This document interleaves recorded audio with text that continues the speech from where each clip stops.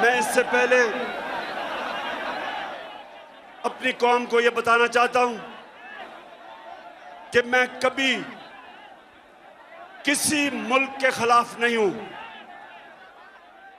ना मैं anti Indian हूं, ना मैं एंटी यूरोपियन हूं, ना मैं एंटी अमेरिकन हूं। मैं इंसानियत, दुनिया में इंसानियत के साथ हूं। मेरा रब रब्बुल आलमीन है, सब इंसानों का खुदा है। और मेरे लीडर रहमतुल आलमीन है, सब इंसानों के लिए रहमत बन के आए थे। इसलिए मैं किसी कौम के खिलाफ नहीं।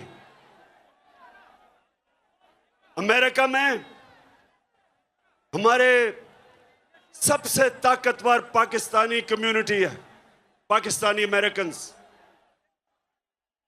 वो बड़ी मजबूत और ताकतवर कम्युनिटी है।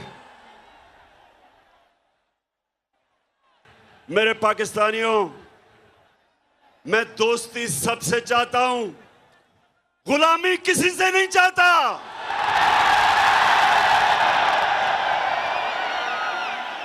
मैंने और पाकिस्तानी कौम सुन लो, ये मैं आज आपको कराची आया या आपको ये बताने के लिए। लोगों ने कहा कि इमरान खान तुम्हारी जान को खतरा है, बैरूनी साजिश भी अंदरूनी भी, माफिया बैठे हुए हैं आपकी जान के पीछे। पाकिस्तानियों, मेरी